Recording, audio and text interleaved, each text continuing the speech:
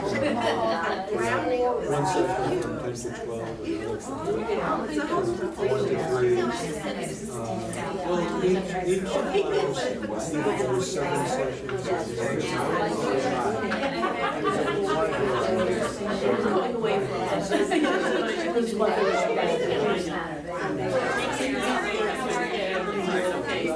two other classes, understanding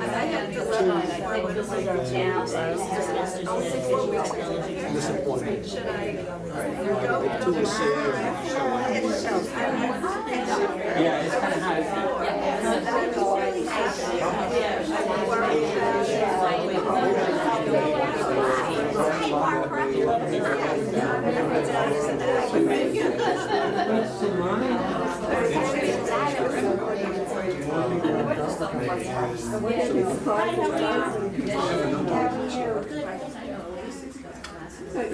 Basis is different.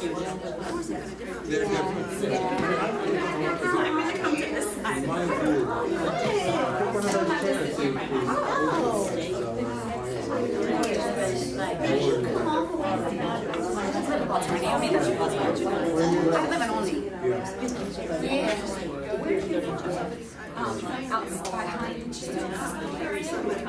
Okay. Hi, everybody. I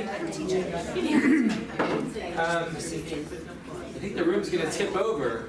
We have like everybody sitting on one side. That's where the chairs are. Yeah.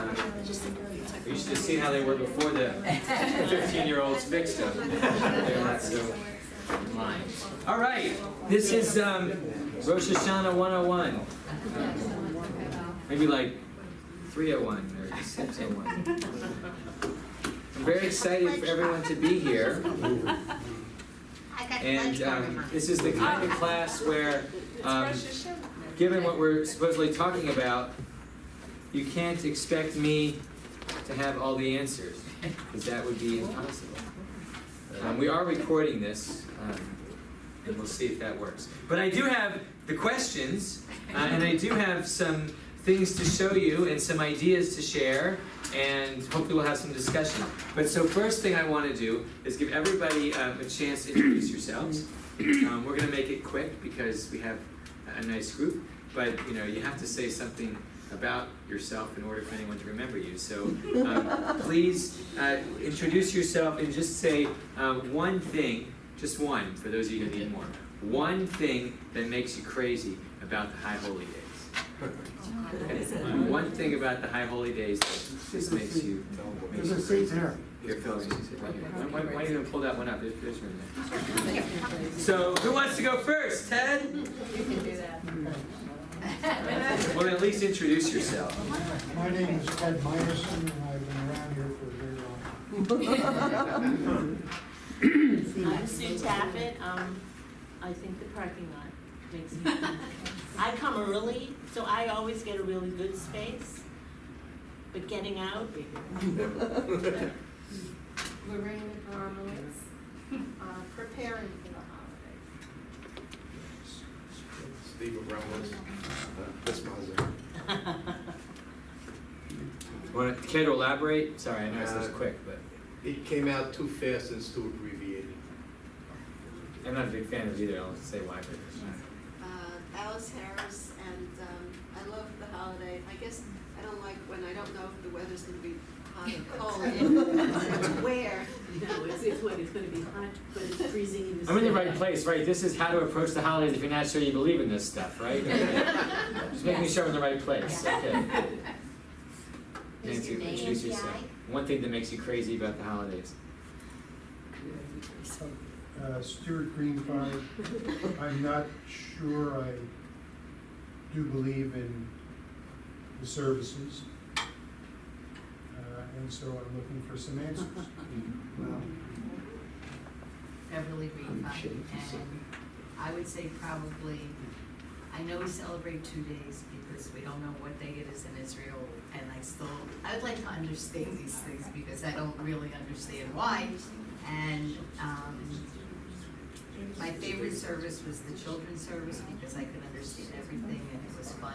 Sunday, So, down Sunday. I think we need to do something I would like to see something very more. We got it, yeah, Nancy, sorry, we cut you Okay, off. so I could break the fast, and now I want to really participate in the whole services, and it's very difficult trying to plan that, so that's my hard part. Okay.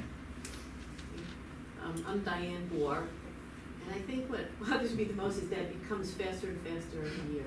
It's Even when like it's in the October, fifth of it started October. 3 weeks ago. It waited until October, I know, but. Okay. Lori Wecker Lipton, and I guess it's the repetition of the service. I knew what you were gonna say. I know. Glenn Lipton and the crowds. It would be nice if attendance would be evened out over the rest of the year instead of just going to zero and then infinity, Rosh Hashanah, and then going back to zero again. Jean, I think you're back up. Jean Polachek, people who talk incessantly during the service. On the Bima. Behind me, in front of me. Jean, Barbara Roberts, and Jean took mine. Herb Efron. To me, the high holidays is family. Personally, I'm going to New York to be with my son and his family for the high holidays. Ted Fredman and actually the excessive English in the service.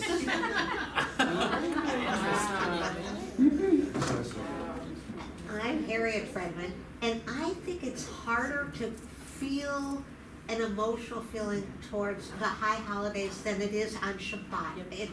You just can't get it.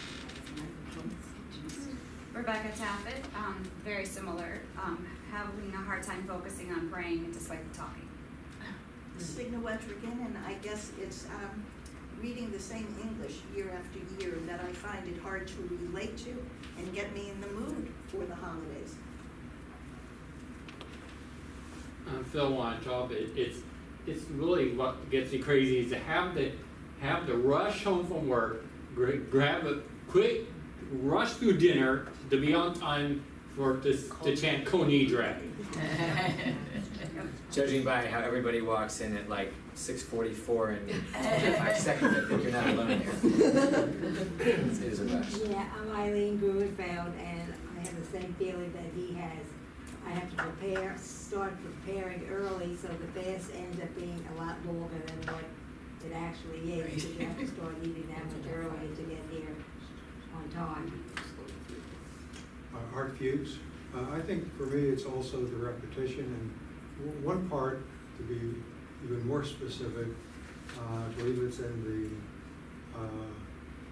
Yom Kippur service, is the martyrology. That's my time to take a break. Martyrology is not Mine too, but I only have. For different reasons. Huh? Well, I take a break in spirit, I guess. No, I'm not a big service. The Avoda service. I know. That's the one. He mentioned martyrology. Holy of holies. All right, Sharon, you're up. Sharon Fuchs. I can't remember from you. Except that I'm crazy. But I will have to say, yes, it's been a challenge in the past to get all the food prepared, but he's retired us from cooking. So thank you for your honesty. I think that you know, once we got moving here, I think you said some of the things that make it difficult. I think that right, a lot of people have this issue of connecting to the service. On one level, people who come every week, the Rosh Hashanah service is not necessarily familiar. And a lot of times, you know, people say, well, we want to sing more and things like that, but it's hard to sing when people aren't as familiar. So that's one piece. Sort of the talking aspect, and you know, some people come to pray and some people come to talk to their friends is another. And in some ways, the themes of the holiday itself are difficult for people. The comment on the English was an interesting one also, because I'm convinced when it comes to prayer, a lot of people think that the thing they don't understand is the Hebrew. And I'm pretty convinced that the thing people really don't understand is the language of prayer. That It's very hard, and the proof for the pudding is that most of the English readings are not particularly, I mean, sometimes one catches you and it works well, but a lot of times the English doesn't necessarily speak to you any better. And it wasn't that you didn't understand the words, it was trying to make meaning of it. And I think that that's some of the stuff that Stuart is raising, that I read these words on the page, do I really believe this? Why am I going through? So some wise guy, I guess knowing that we were going to have this, forwarded me Jay Michelson's piece from the foreword from about a week ago. Anybody here familiar with Jay Michelson? Before it was cool, he was a gay rabbi, and he was very and he was out, and he's done some really cool irreverencies to the tradition. Anyway, he wrote this piece in the foreword: why you shouldn't go to synagogue on Rosh Hashanah. And there's a lot of pieces in there. I figured I didn't have to hand that out to you. You could find it yourself if you wanted to, but it's in the foreword. And he did start with one thing that Len mentioned. Skip Rosh Hashanah, try Sukkot. There's a lot more meaning on Sukkot, and I'm fairly certain that a lot of people will read the first half of the sentence and just skip Rosh Hashanah. But anyway, he gave some reasons why why he doesn't find meaningful. One thing he said, well, who believes all this stuff? Walking like sheep and being counted, and the God's judging and deciding who's going to live and who's going to die. Who believes all that stuff anyway? Why do I do it? A second thing is kind of the mixed messages idea, right? So what is Rosh Hashanah, what is Rosh Hashanah about? So on one hand we say, oh, it's the birthday of the world. In our family service they ordered a big birthday cake. Let's celebrate. On the other hand, let's apologize and grant forgiveness for God because He might, do bad things to you, right? Which is it? On one hand, it is, Fashion Week for the Jewish people. You haven't seen your friends for a whole year. We're going to come out. And on the other hand, it's, the day when we're supposed to think about death, right? You wear the shrouds and all of that. So the mixed messages is difficult. And the third piece is the formality of the whole thing. It's people, even, did I say this the right way? B'nai Israel is not the least stiff synagogue in the world, but even for B'nai Israel, High Holidays is another level of stiff. And in his words, even the rabbi doesn't like it. I'm not sure, some rabbis like it. And he says, that often High Holidays turns into the congregation becoming an audience. The audience is sitting there enjoying or not enjoying the cantor's voice, and what in his words, bewildered by the Hebrew, alienated by the prayers. This is consumer Judaism at its worst. Consumers guilted into experiencing a mediocre product. But then he ends it by saying, no, but there's still the shofar. He says, the shofar, that's silent prayer. That's perfect. That gives you the opportunity to think about what's really on your mind. Introspection is great. So he concludes with, so go home, buy a shofar, and I'll see you on Sukkot. The question is, is this a fair assessment? I mean, a lot of people seem to relate to some of what he said. I think that that parts of it are fair. In one level, the High Holidays, we are big on this whole tradition and change thing. I've been having one variation or another of this conversation with Laurie.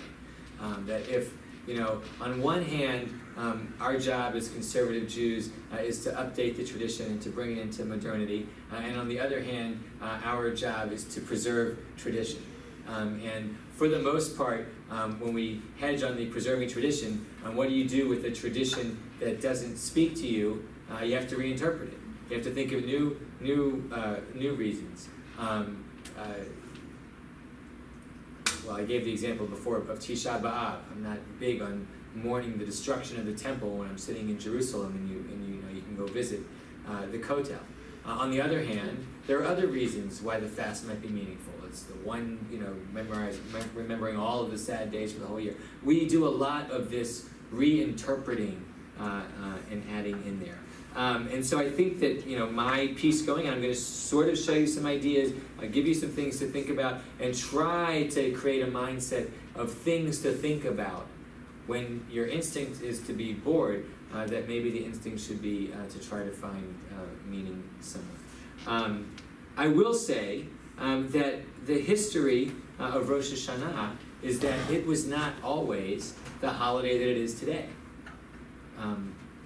Rosh Hashanah is found in the Bible. But for example, so it was my daughter's bar mitzvah a couple of weeks ago, and she read the section in Deuteronomy which talks about the holidays. And it mentions Pesach, Shavuot, Sukkot. It doesn't say anything about Rosh Hashanah. There are 3 verses in Leviticus that say on the first day of the 7th month, because remember the first month is Nisan, on the first day of the 7th month, you're supposed to celebrate a day of trumpet blast. Trumpet, well that's, shofar blast, but they call it truah, so, whatever.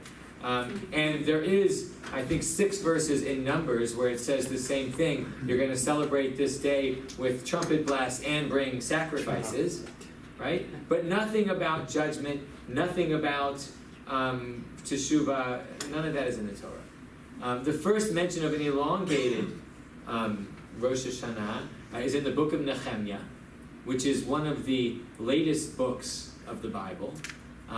It takes place after the people return to rebuild the second temple, right? So it's after the exile, after everything, and it's when Nehemiah organizes the people in the center of town on that day, and he takes out the Torah and starts reading to them, and they say, "Oh, this Torah teaches us all these things we didn't know about. Oh, he's teaching us traditions we didn't know about." But the holiday, it was sort of late. My point is that these things develop, and the development doesn't need to stop. So we need to think about that. I'm going to share some other thoughts about the text, but if anybody wants to stop me at any point, I'm well trained in seminary to just talk ad nauseum. So I'll respond to your questions today. Why in the Lotus Earth, why do you talk about the Holy of Holies? So we'll get to that. But a good piece to add to the level of things we have to talk about. I guess, though, that my point is that this holiday developed. In Nehemiah, the holiday was basically a community holiday. And the reason it developed is because all the people happened to be there and they started talking about it. And so my sort of advice number 1 is to try to enjoy some of the things that we don't necessarily enjoy. That is, enjoy the opportunity to be there. It's not wrong, in my view, that the high holidays have become fashionable. I mean, people shouldn't feel bad to wear their clothes. but it's not bad that people want to spend time on the holidays saying hi to someone they haven't seen since, last year. It does get a little bit too high in the pews, but I do, on the other half of my brain, respect that idea of, well, they're my sort of neighborhood over here, right? I see these people every year. In the synagogue I grew up in, Rosh Hashanah in Atlanta, there was a balcony, and we sat in the balcony, sort of like overlooking the rabbi, and we had our little neighborhood over there too. And I can relate to that. So do that and celebrate sort of. Right, this is going to be, if I ever get it finally written, and it was kind of in my scroll article. Celebrate the notion of being Jewish. And sometimes we have to separate between being Jewish and doing Jewish. All right? So doing Jewish means I have to come to this thing and I have to pray. I have to pray 3 times a day, I have to eat whatever it is. Doing Jewish is the words on the page. Being Jewish is a state of being. That involves introspection. That involves sometimes thinking about the words of the page, sometimes thinking about other things. If I only go to synagogue 3 days a year because that's a time when I find spiritual meaning, then take the time for the introspection, even if you're not on the page. I will say, sort of one other thing about that. Jewish prayer is an individual pursuit. Traditionally, the chazan is essentially a pace setter, right? Much of the service is people reading stuff silently, and then the chazan reads the ending. Except for the repetition, because after they've had so much silent stuff, they needed a chance to say it out loud. In the 19th century, Jews looking at what it meant to be an American, looking at a service, felt a little bit uncomfortable with those old world worship experiences where you'd walk in and people would be on a different page, or they might be talking, or they're moving in different directions, and sort of, they called it Americanized, but really Protestantized our service, in a sense that, well, that combined with a sense of illiteracy, right, when the leader had to lead, but made the service more of, this is the page, we're going to announce the page, we're going to sing it. And the combination of wanting to have a service that was worthy of worship, worthy in the Protestant way, with the illiterate world of the New World, that you couldn't count on everybody to pray on their own, so you added a bit of out loud piece and sort of cantors and choirs and things like that. That's what's there. But don't be afraid to be on a different page or this or that. I'm going to give a half a commercial, but it's only a half a commercial because I'm not allowed to give commercials yet. That's the thing I don't like about this machzor. The piece that to me is stifling. There's a solution to it while we use the machzor. But this machzor is very much a congregational machzor.